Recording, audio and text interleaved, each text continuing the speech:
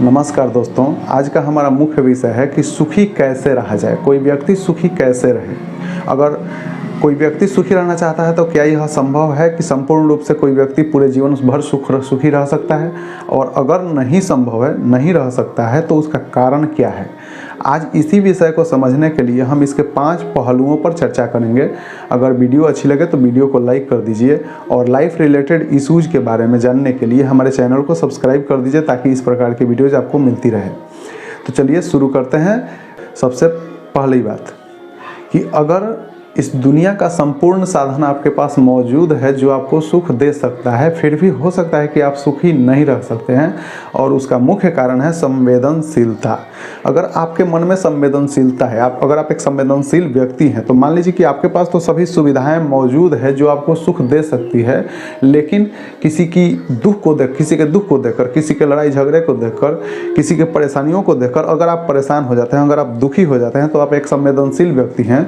और एक संवेदनशील व्यक्ति दुनिया की सभी सुख होने के बावजूद भी सुखी नहीं रह सकता है, क्योंकि वह दूसरों को देखकर दुखी हो जाता है। इसलिए संपूर्ण सुखी रहने के लिए आपके मन में संवेदनशीलता नहीं होनी चाहिए। ये पहला पहलू हो गया।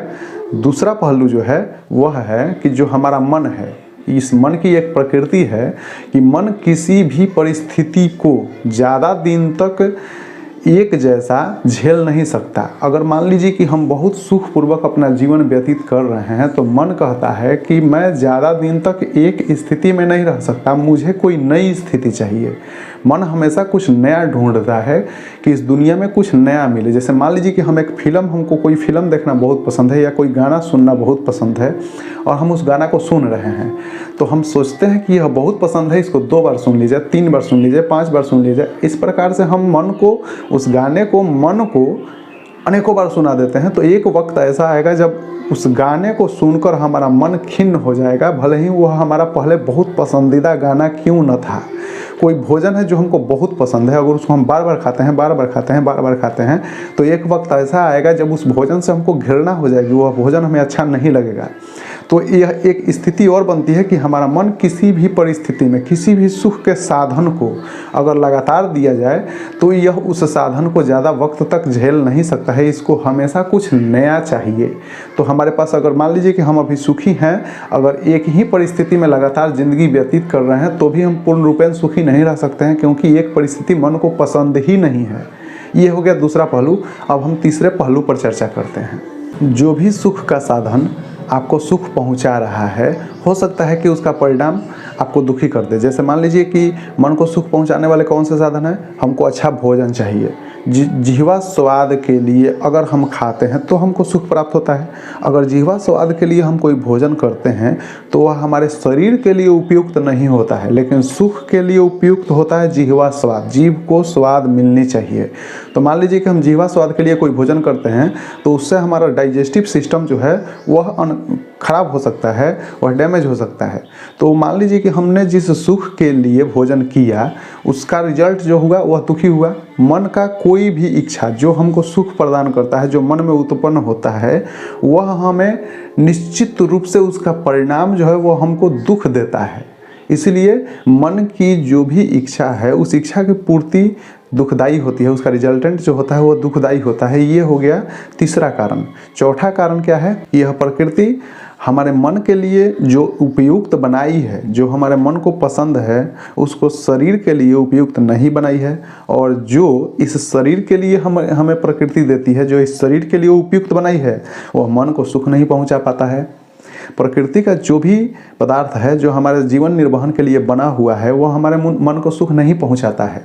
उससे मन सुखी नहीं होता है। मन को मनाना पड़ता है। प्रकृति के उस पदार्थ से संतुष्टि के लिए हमें अपने मन को मनाना पड़ता है कि जीवन निर्वहन के लिए हमें मिष्टान भोजन या हमें स्पाइसी भोजन नहीं खाने चाहिए, नहीं तो हमारे डाइजेस्टिव सिस्टम खराब हो जाएगा। तो हमारा मन मानता है, लेकिन उससे मन को सुख नहीं मिलता है। तो ये चौथा कारण हो गया कि प्रकृति भी हमारे मन के विपरीत चलती है, अनुकूल नहीं चलती है। लेकिन मन को अगर हम सुख के माध्यम में छोड़ देते हैं, सुख के लिए प्रेरित करते हैं, तो हमारा जो बॉडी का फंक्शन है वो खराब हो जाता है और प्रकृति इसके ठीक विपरीत काम करती है, हमारे मन के अनुकूल काम नहीं करती है। ये हो गया चौथा कारण। पांचवा कारण क्या है, जो सबसे महत्वपूर्ण कारण है, इसको ध्यान से सुनिए। हमारा जीवन जो है एक नदी की तरह है और नदी के दो किनारे हैं, उसी प्रकार हमारे जीवन के दो किनारे हैं, दो साइड्स हैं, दो पहिए हैं जिस पर हमारी ज़िंदगी चलती है, और दोनों पहियों में एक है सुख और दूसरा है दुख। कोई भी ऐसा इंसान नहीं है जो संपूर्ण रूप से सुखी हो, जिसको संपूर्ण सुख हो। किसी भी इंसान से संसार के पता कर लीजिए, कोई भी ऐसा इंसान नहीं है जो संपूर्ण रूप से सुखी हो और कोई ऐसा इंसान नहीं है जो संपूर्ण रूप से दुखी हो। ये दोनों गुण प्रत्येक व्यक्ति में प्रत्येक वक्त या पूरी जीवन मौजूद होता है। तो संपूर्ण रूप से सुखी रहना या संपूर्ण रूप से दुखी रहना, ये दोनों असंभव कार्य है, ये नहीं हो सकता है। जैसे कि हमारे गीता में 2 श्लोक इसके लिए बताए गए हैं और उन्हीं श्लोकों के आधार पर मैं आपको एक बात बता रहा हूँ जो आपको जीवन भर याद रखनी चाहिए कि सुख और दुख वास्तव में है क्या। उसमें पहला श्लोक है, दुखेषु अनुद्विग्न मनः असुखेषु विगत स्पृहः वीतराग भय क्रोध स्थिति धीः मुनिर उच्यते। कह रहा है कि जिसका मन दुख में उद्विग्न नहीं होता और सुख पाकर जिसका मन प्रफुल्लित नहीं होता, वही मुनि का उदाहरण है। ये हो गया पहला श्लोक। और उसी में दूसरा श्लोक है कि सुख दुखे समय कीर्तवा लाभा लाभो जया जयो। अर्थात सुख में दुख में लाभ या हानि, मतलब किसी भी परिस्थिति में एक समान बर्ताव करना चाहिए। मुनि के ये लक्षण जो है, ये मुनि के लक्षण है। अर्थात हमारे जीवन में सुख हो या दुख हो, दोनों में समभाव, एक समान भावना रखनी चाहिए, तभी हम जीवन का निर्वहन सुचारू रूप से कर सकते हैं। क्योंकि सुख और दुख तो आना अनिवार्य है, निश्चित है। पूरी जीवन में यही तो दो हैं जो हमको मिलेंगे और मिलते हैं। इन दोनों को छोड़कर जिंदगी है क्या? या तो सुख है या दुख है या दोनों है। लेकिन सुख और दुख, अगर सुख है तो उसके अंदर छिपा है दुख, दुख है तो उसके अंदर छिपा है सुख। ये दोनों हमेशा मौजूद हैं। इसलिए हम सुख हो या दुख हो, संपूर्ण रूप से किसी से निजात छुटकारा नहीं पा सकते हैं जब तक यह जीवन है।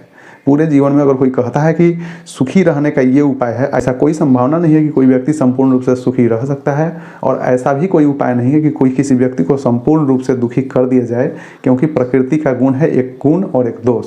प्रकृति का जो नेचर है, नेचर ऑफ नेचर, एक गुण और एक दोष, ये दो प्रत्येक वस्तु में मौजूद है। तो एक सुख का अगर कोई अंश होगा तो दुख का भी कोई अंश होगा, और दुख होगा तो सुख भी होगा। ये दोनों एक एक अंश जरूर प्रत्येक वस्तु में, प्रत्येक व्यक्ति में, प्रत्येक दिमाग में, प्रत्येक भावना में रहेंगे। इसलिए संपूर्ण रूप से सुखी करना भी और संपूर्ण रूप से दुखी करना भी दोनों असंभव है। अगर कोई कहता है सुखी कर देंगे तो वो गलत बोलता है। अगर वीडियो पसंद आए तो वीडियो को लाइक कर दीजिए। नमस्कार।